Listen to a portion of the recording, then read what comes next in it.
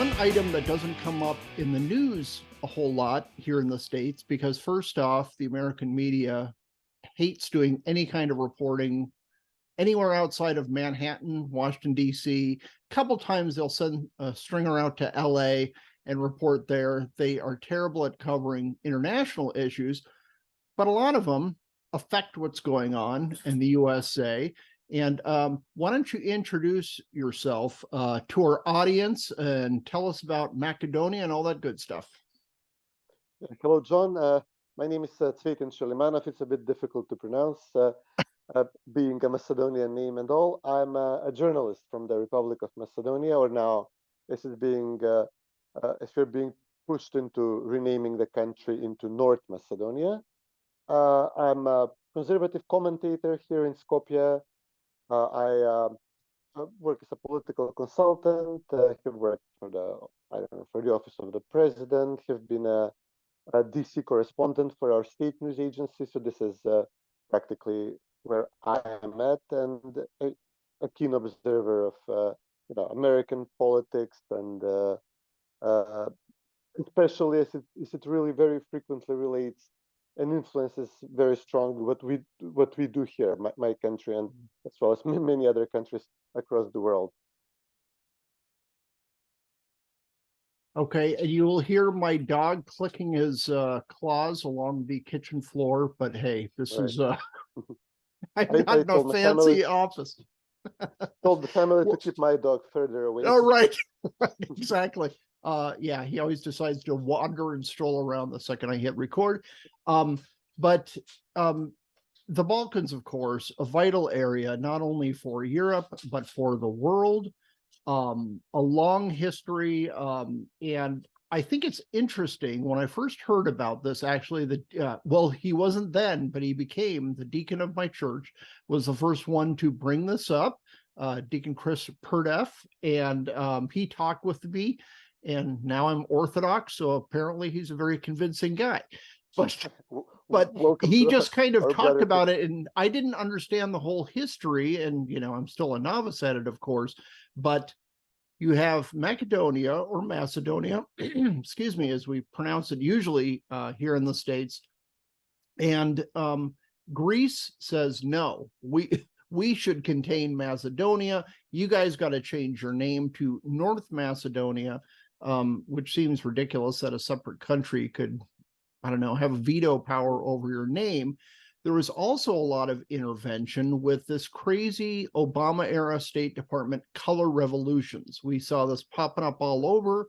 It's in the news somewhat now with Ukraine, where the State Department, George Soros funds a bunch of quote-unquote open society agencies.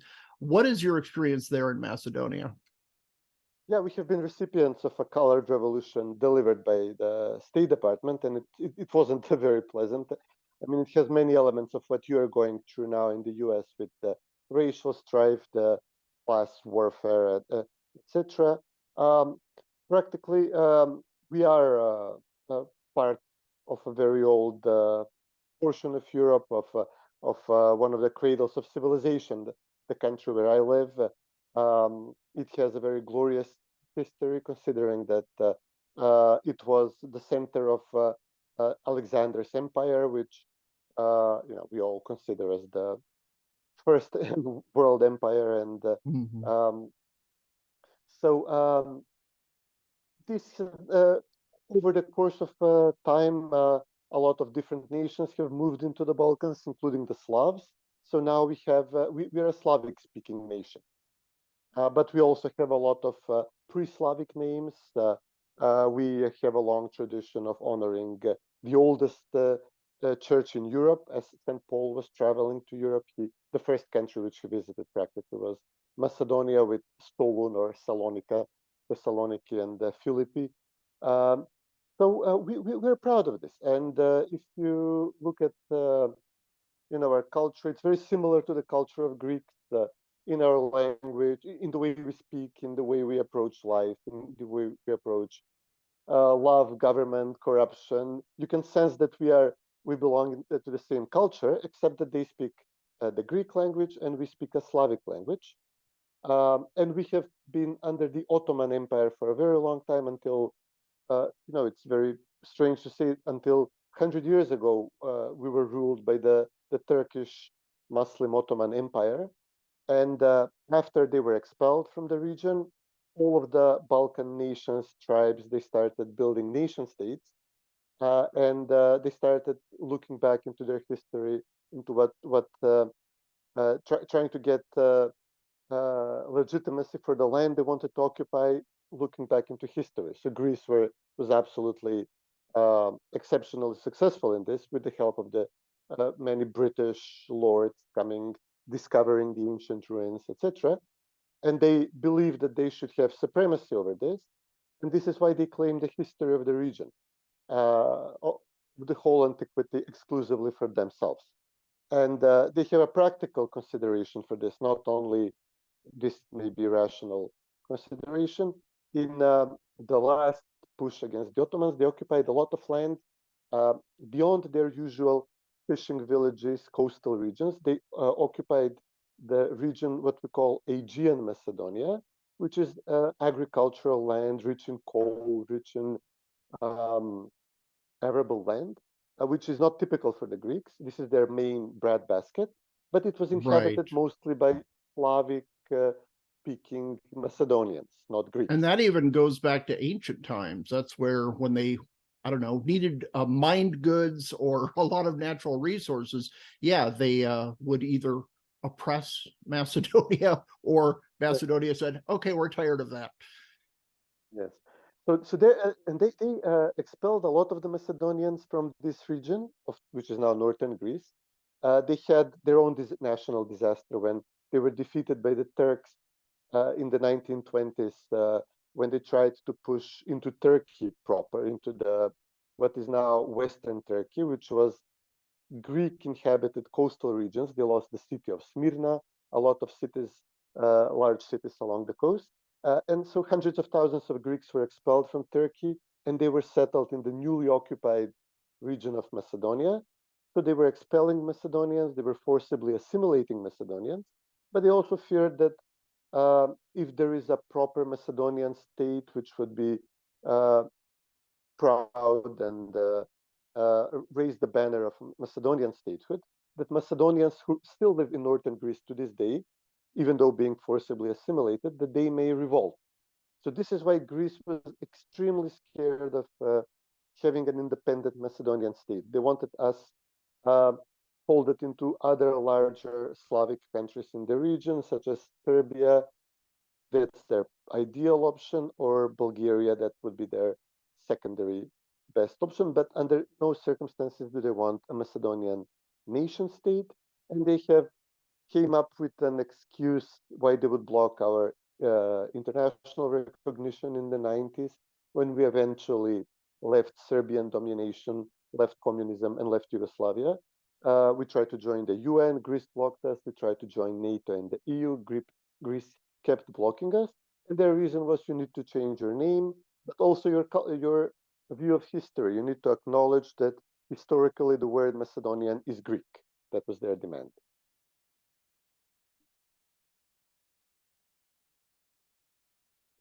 Sorry about that. I had mute on.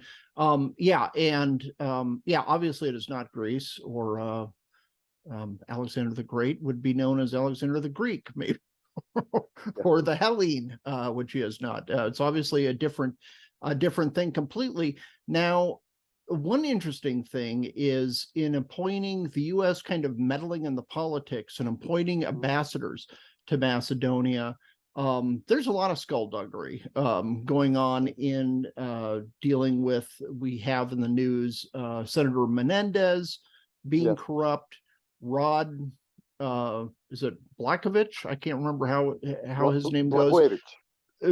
Yeah, and he was perhaps trying to become ambassador. But before the U.S. would even appoint an ambassador, they would need to be approved by Greece, which obviously isn't in the Macedonians' interest. Yeah, this is a very famous scandal in the U.S. maybe. your listeners still remember the 2008 arrest of Rod Blagojevich as he was trading the Senate seat in Illinois, which was vacated by Barack Obama, and he wanted to be appointed, I don't know, Secretary of Health and Human Services. He wanted all sorts of perks, all sorts of trades being played around this seat. And at one point, this was missed by the American media at the time, and we observers in the region have noticed this. There is one of the wiretaps. He was wiretapped by the FBI, I believe. He says at one point, "Well, I could have been in Macedonia by now as ambassador," as he's negotiating with Obama's henchmen, Obama's trade dealers. I don't know what you call these people anymore. Right. And so apparently Blagojevich, who is an ethnic Serb, so he also comes from the region, he wanted one of the options he asked to be he asked in this trade was to be appointed U.S. ambassador to Macedonia, as not as a career diplomat, but as a friend of the president, in this customary role. It would make sense coming back to the region. He speaks the language, knows the culture. But what's very interesting here is that beyond just idle talk, at the same time, there was a process in the Senate to appoint a career diplomat, Ambassador Phil Ricker, who was previously in Macedonia as public relations officer. He also knew the region. And this appointment was being held back by another very currently popular American politician, Bob Menendez, the senator from Florida, who is exceptionally close to the Greek lobby. If you check his statements, if you check his public appearances on Balkan affairs, he's not Greek, he's Cuban, of course, but he's extremely, he's in the pocket of the Greek lobby. So Menendez was delaying the appointment of Philip Ricker, a qualified career diplomat, while Blagojevich was negotiating this possible appointment to Macedonia. And he was negotiating with Alexei Janulias, a Chicago Greek who is currently, what's the position? I think treasurer of Illinois. He was the failed Democratic candidate for the Senate after all this mess had blown up, and he was competing against Mark Kirk. I think he was the last Republican senator of Illinois. He lost this race in 2010, I believe. So, but Janulias was very close to Barack Obama, and he has been summoned as witness. He has been interrogated in the Blagojevich trial, precisely for trying to make this connection, trying to appoint very corrupt, obviously, politician from the governor of Illinois as ambassador to Macedonia, while Menendez currently being investigated and asked to resign for accepting bribes in gold bars and what was it, Dominican hookers and all the other scandals that followed him, was actually actively holding the appointment, holding the seat in Skopje, in the embassy in Skopje, open. And this is an exceptional place for corrupt American diplomats, Macedonia. I mean, the ambassador in Macedonia can, over the course following this scandal in the US, this Blagojevich trial, ambassadors in Macedonia have done very crazy things, such as appointing special prosecutors,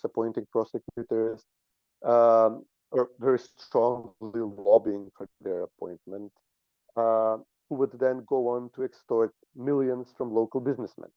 We had American diplomat, a powerful political officer in the embassy here, resign from the service to become an advisor in the office of the prosecutor in Macedonia. And the prosecutor is currently in prison for extorting millions from our businessmen to line her own pocket. So the ambassador in Macedonia gets to negotiate major infrastructure deals. Currently, the ambassador in Macedonia is negotiating a deal worth billions with Bechtel to build a string of highways through the country.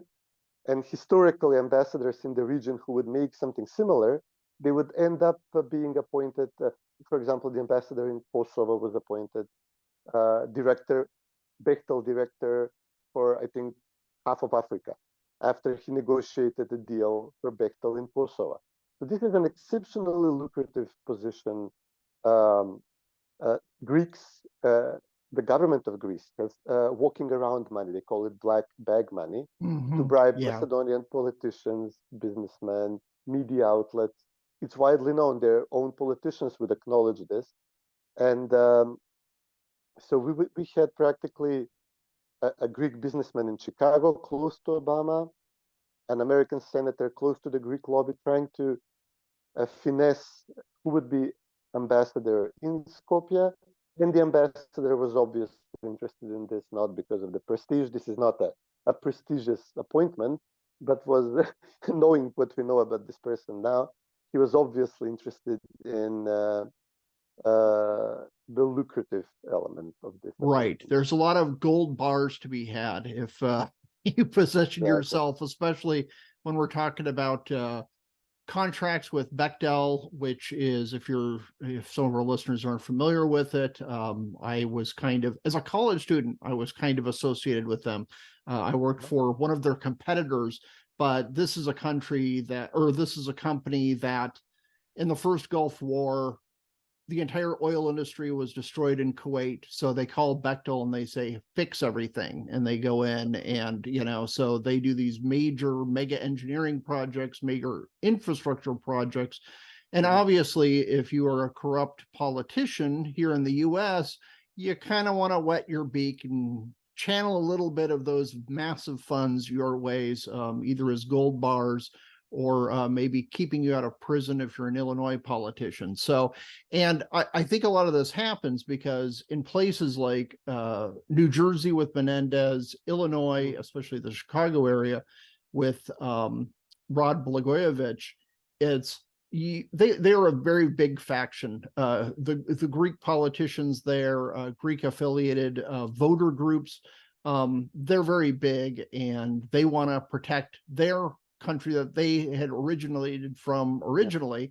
But it would seem like if you're America, you want to be a fair dealer. And when you send an ambassador to Skopje, you want them to actually serve the interests of America and the country where they run the embassy, not a country that's been kind of hostile and negative to them for a while. Has there been a backlash in Macedonia, this whole just crazy foreign meddling? And again, these color revolutions where, the U.S. government, by the way, the U.S. empire never colonizes, but it looks just like that when you go back into British history and, hey, let's pit groups against each other regionally, and then we come in and quote unquote fix things to our advantage so we can get some money out of this. Has there been a backlash among the people there and just saying, look, enough already, stop meddling in my country? Well, this has been the second time that the U.S. has intervened in Macedonia to practically do a regime change. The first time was in 2001 when we had a war with the Albanian guerrillas from nearby Kosovo, and the second time was in 2015 with the Colored Revolution. In both instances, the U.S. embassy has they chose their partners in Macedonia. Unfortunately, we on the conservative side, coming from families who were dissidents under communist times, who wanted to join the West truly with open market, with pluralism, to do away with the Communist Party. It was a huge disappointment, a huge letdown on the part of the U.S. because American diplomats here would routinely associate themselves with the left-wing political parties, with the remnants of the old intelligence apparatus. So there is a reason for this. The intelligence in Yugoslav times, they would be the ones who speak English, they would have contact in the West, they would be the ones who could get things done. But their mindset remained largely unchanged, unfortunately. They just changed their jersey. They used to support Belgrade or Moscow, and now they use the same tactics, but in the service of they would themselves say, we work for the Americans now, and we do their bidding, and they let us stay in power. and also, unfortunately, another uncritical choice of an ally in the region for the U.S. governments in a string of U.S. governments has been to ally with the Albanians in the region against initially against the Serbs, but then obviously this may have been justified to a large extent as Serbia was waging war against the Albanians in Kosovo. But after this war has ended, the Albanian paramilitaries, the Albanian politicians with ties to Washington have not just disarmed, have not said, okay, we live in peace now. They turned their sights on Macedonia. They have their sights on Montenegro, possibly on Greece in the future, and the US has continued to support them. Macedonia was attacked by majority Albania and Kosovo in 2001, and the US government strongly supported the Albanians in this attack. And then in 2015, we finally managed to elect a conservative free market government in 2006. And we started doing what we planned to do from the outset, build our economy, build our infrastructure, open the country to the West, to Western banks, to Western trade, to travel to the West. We managed to have our visa regime abolished to Europe so the young people could go travel through Europe. These were major accomplishments in a short period of time. But also, this was a right-wing government which said we will not accept Greek blackmail, we will not accept Albanian nationalist territorial claims, we will build Macedonia as a Macedonian nation state. And in 2015, the US government under Obama decided that they will begin a color revolution in Macedonia. The USAID OTI, Office of Transitionary Initiatives. This is the regime change wing of USAID, the political activities wing of USAID. They spent about $60 million in Macedonia funding media outlets and NGOs, bribing politicians, setting up prosecutors, much in the style that Biden famously explained. In Ukraine, we appoint a prosecutor and he does our bidding in this country. This was done in Macedonia as well. And this was with about equal funding from the Soros foundations. USAID and Soros, the Open Society, go hand in hand in the Balkans. They reinforce their activities. They would fund protesters who would go through the capital Skopje, destroying monuments of historical periods, which they said, we don't need history, we need to accept the Greek demands. We are cosmopolitan Europeans. This is primitive to look back to history, to the historical heritage of the country. Obviously, left-wing groups which would support abolishing family relations, traditional family values.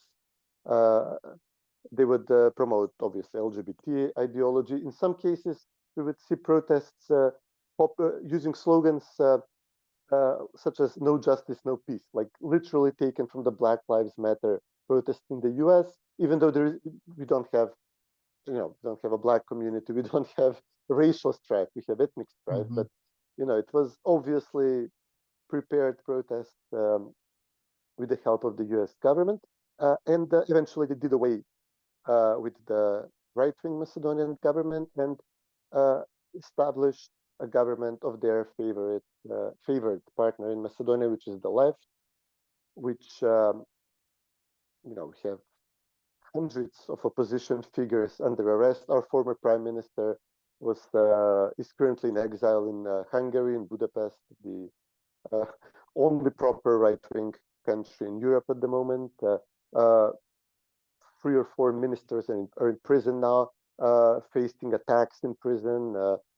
We had about 15% of the members of parliament under charges and in prison. We had members of parliament being driven to parliament directly from detention, ordered to vote, for example, in the name change, when the Greek demands that we must change our name had to go through parliament. We literally had members of parliament driven from prison into parliament under extreme duress to have them vote. This was all under the US, under American patronage. So Macedonians are now completely disillusioned in expecting that the US will bring democracy, will bring prosperity, and the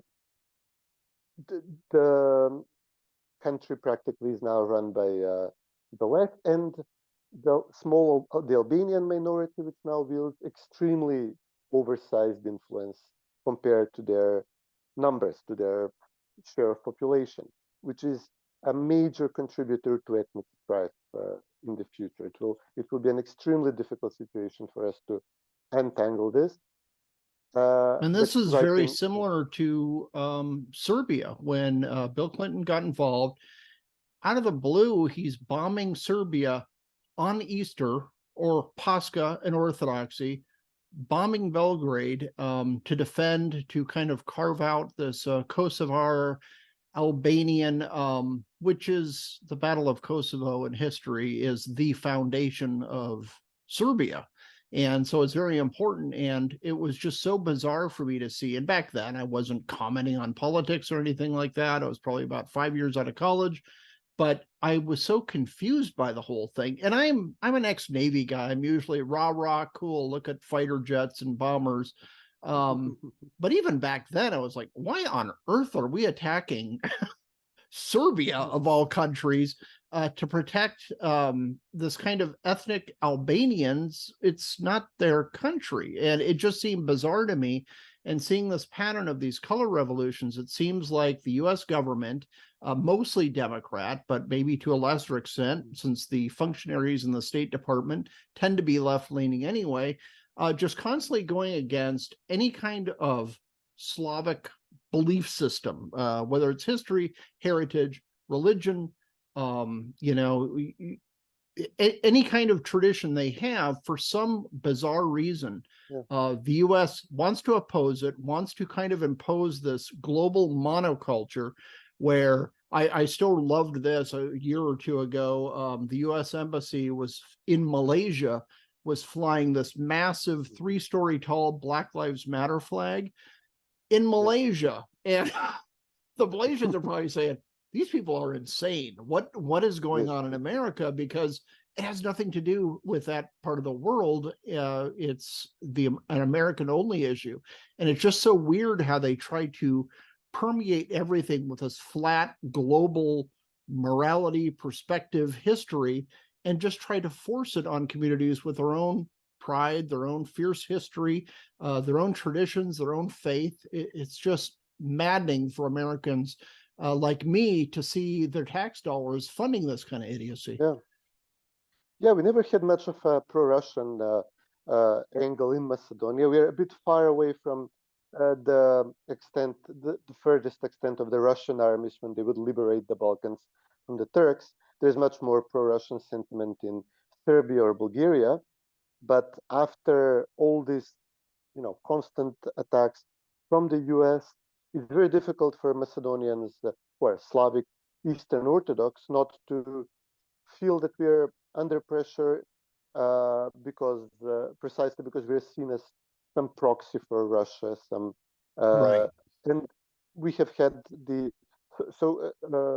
consequence, a result of this color revolution was that Macedonia was Greece lifted its objection for Macedonia to join NATO. So we are now a NATO partner, but we are much more vulnerable inside with interethnic strife, and the Macedonians are now far more pro-Russian than we were at the beginning. This is under Yugoslavia, there was some rivalry between Belgrade and Moscow. Yugoslavia was going some different path in socialism, not communism. Insisted on this distinction. And we would see Russia. Wasn't it Stalin kept backward. sending people to murder Tito back in the day? And Tito is like, you're not going to succeed. I will take you out if you keep trying to do this. Yeah, I'll send one to, that's his famous quote that we had to learn by heart in school. But, we saw the Russia as crazy country that would impose crazy, attack our values, attack what was left of our values under socialism, under Yugoslav socialism. And now, unfortunately, we have the impression that the US has outpaced Russia in its revolutionary zeal and in pushing some novel, crazy ideas on the countries under its influence. And we even had the left in Macedonia accept free market principles after a number of electoral defeats and after the people were able to compare economic reforms, political reforms to their bureaucracy. And then we had American experts, American NGO community organizers, I don't know what to call them anymore, Right. come and re-energize, revitalize the worst elements of our left and into this postmodern left, which is rejected by the majority of Macedonians. We're still largely a rural country. There is not so many urban regions in the country to support this modern liberal, it's not proper word, but let's say left liberal ideology. But with the help of the minority Albanians, who are very conservative, they're family people, they're religious people, patriotic in their own, obviously. We don't have an ideological beef with them, the Macedonian right and the Albanians. We have a territorial beef. We have an issue of borders, not of ideology. They have the proper attitude toward government. They have guns. They have more stable families, etc. But obviously they would vote for the Macedonian left. They support the Macedonian left to weaken the Macedonian national cause. That's their logical approach. They don't want a Macedonian state. They want a more urban, cosmopolitan, urban-led, a country led by the urban Macedonians, in which they will have their turf. So yeah, we have, crazily, but Russia even sounds like a sane country, at least in the professed policies they support. They don't live up to these policies, of course, family, religion, markets, etc. But they sound less crazy, honestly, at this point than the Americans do. Yeah, and it must be it gives Americans whiplash to see 1 year. Me too. We need to stop the male oppressors who are, sexually harassing women. And then the next year, it's just always something new. The next year, climate change. That's all that matters is climate change. The next year after that, Black Lives Matter. Nothing else matters. Oh, and wear a mask. And then all of a sudden, it's rah-rah Ukraine. And a year from now, it'll be something new and going completely the opposite direction. I can only imagine what it looks like from the Balkans, from other parts of the world saying, what is wrong with those crazy people? And why are they trying to export their neuroses to the rest of the world? It's just, yeah. So on behalf of my country, I apologize, but thanks so much for bringing our attention to this. Cvetin, where can people find your work? I'll link to your Twitter bio, of course. I don't have much to plug. I have just a small English language podcast about news and development in Macedonia, which I, funnily enough, co-host with another Ugrophonic Arizonan. You're Finnish, right? Right. Well, my partner in crime on this podcast, Jason Miko, he's a Hungarian Arizonan. So yes, great guy. You guys are. So this is my exclusively the podcast Magyar Finnish Arizona alliance there. So exactly. Macedonian Magyar Finnish Arizona. Right. Yeah. All right. Well, thanks so much for being on. Yeah, thanks so much for being on. For this famous, okay. Macedonian. Yeah, the name comes from this crazy situation when Hillary Clinton blamed Macedonians for losing the 2016 elections because some of our kids would recycle news stories from the US and they would post them on Facebook groups, try to get a few clicks, a few bucks for their effort. And she blamed the Macedonian Content Farmers for ruining her, making her unlikable, if you can believe that. We did that. She does not need Macedonian help to make herself unlikable. She's pretty good at that. So the Macedonian Farmers, or Content Farmers podcast, we'll include a link to that as well. Thanks so much for spending time.